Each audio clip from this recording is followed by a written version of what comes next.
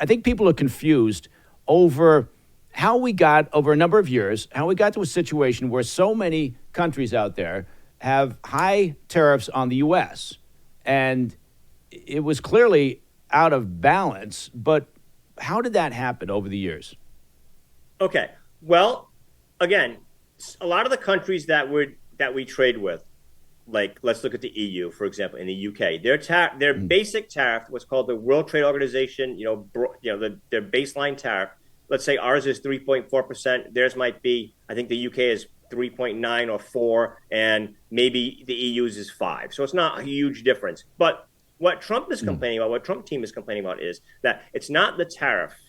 It's the non-tariff barriers. So let's say, for example, you and I, we have that widget factory. We're trying to make some money, right? So we got our widget, and it's a beautiful widget. But our widget weighs 10 pounds. And the rule in Europe for this type of widget is it can only weigh 11. Then you and I spend a lot of money making an 11-pound widget, and then Europe says, it's got to be 12 pounds. So it's constant barrier for us so they can protect their local widget guys. Also, which is something that all Americans have heard of, I'm sure, in the news, is what Capitol Hill always complains about, is the phytosanitary measures. These are measures on food and animal care, where the Europeans and the British will say, we don't want to import your beef. We don't want to import your chicken because you give them a certain vaccine that we don't want, or you had a case of mad cow disease, whatever it may be, right? And that is the way that blocks trade. So there's a lot of other issues that the Trump administration has looked at. And then, of course, the other issue would be balanced trade. So where are the countries that we have a huge trade deficit with? Of course, the EU is the second only to China, which is big but declining because of the tariffs of 2017. In the UK, we have a surplus. So I was actually kind of surprised with the tariff on there. But I believe that the reason for the tariff on the UK is because they might become a transshipment point for the European Union in some way, right? Where the European Union say, hey, our multinationals in UK, we'll ship it through there or whatever. But the UK has a 10% tariff. Again, the reason why it's higher is because a lot of these countries, especially in the emerging world, like India and China, they want to protect their own industry. They want their industries to grow, and they want to protect labor. Okay, I don't know if you've ever been to India. So why wasn't there pushback? Why wasn't there pushback from previous administrations against this? Because it does seem it's very simple. It's very simple because the consumer is king. We have to be able to fill our garages not with cars. We have to fill our garages with ski mobiles, canoes, children's play sets, toys no one uses, skis that have been no one's used, 50,000 pairs of shoes. That's why. They want you to buy all these things. No one buys like the United States. Right? No one's ever going to be a consumer like the United States. The average American consumer has a $6,000 revolving debt on their credit card. And in the UK, I think it's $2,000. In Japan, it's 0. So, I mean, that's why they never complained. They wanted the United States. The United States is the free market. There is no other free market but the United States. Yeah, Singapore has 0 tariffs. Okay, Singapore. Okay, California is like, I mean, the Massachusetts economy is probably bigger than Singapore, So, I mean, whatever. Yeah. Good for them, right? So, they never complained because they thought that as long as Americans could buy cheap goods and their shop until they drop, then Wall Street was fine with that, and of course, the Capitol Hill was fine with that. And so, but look, and a happy consumer is a happy voter, So maybe there's a connection. Happy voter, But we have not always seen that, though, have we? Because the consumer's been very happy for a long time. Consumers have been very happy for a long time, and there's been unrest in this country politically because of global trade, because of how that is set up, and because politicians are not listening to what Americans are saying on that issue since the 1990s. Where we are today is because of that. You got Trump, and that has been his centerpiece argument for since 2016. He didn't argue. He didn't run in 2016 on peace and love. He ran on trade. Right, and that's an interesting point, Ken, because certainly in the U.S. here, a number of people are acting shocked at what the announcement was on Liberation Day. By the way, I don't know if Liberation Day is going to be an official government holiday. One can only hope. But I think there was this shock, right? From at least inside the U.S. I think there was less surprise from the global players because I think they've been anticipating this better, perhaps than.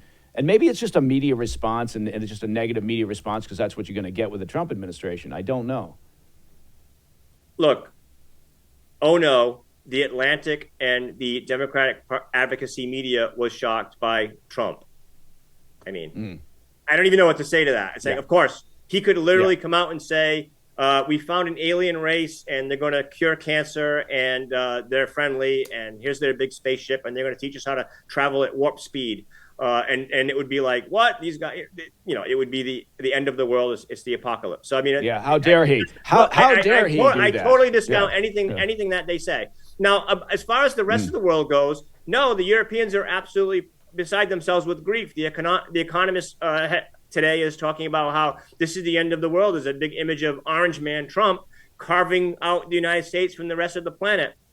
Like, we're somehow the bad guys and we hate the rest of the world and we're giving the rest of the world the big middle finger and telling them to go fend for themselves. The United States has been the consumer market for all of their goods forever. And all we're saying is, can we please be a consumer of our own goods? Not all, not 100%, but some. Can it be possible? Right. We don't have antibiotics in this country that we make, at least not in big numbers. We have one company that makes amoxicillin, which is a penicillin, which would have saved you from COVID if you had it in 2011. I can count one company on my hand. So Ireland is going to cry about all that because they're the big pharmaceutical guys because they lowered taxes or whatever the tax rate is in order to attract all American pharmaceutical companies there.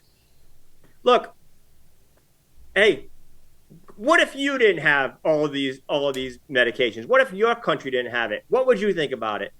If you want us just to be totally import dependent, this is a terrible idea. So the United States is saying we're still going to trade with the world. We still want to buy your BMWs and Jaguars. Okay, that's not going to end, but we want you to invest in our country. If you don't want to, and an American consumer decides he's not going to buy the BMW, okay, he's going to buy a Tesla instead or whatever, then that's their prerogative, and that's you. You failed. And I will say this: I believe BMW has a factory in Mexico, so they could stop crying because they could just ship cars from Mexico to the United States duty free. Yeah, you've given us the best case scenario earlier in the conversation.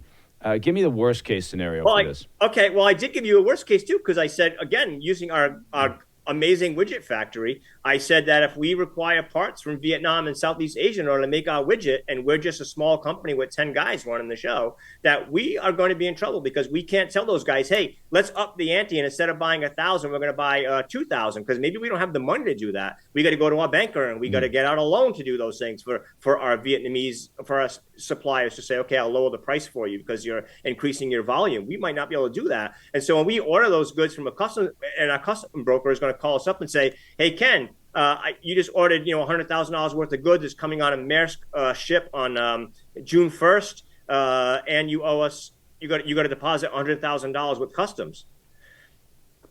And that's going to be a problem. That's going to be a headache for us. Hey, thanks for tuning in. If you enjoyed this video, don't forget to hit that like button and leave a comment, a really positive, nice, and kind comment. That would be appreciated. And if you're not already subscribed to our channel, make sure to subscribe and turn on notifications so you don't miss any of our daily updates.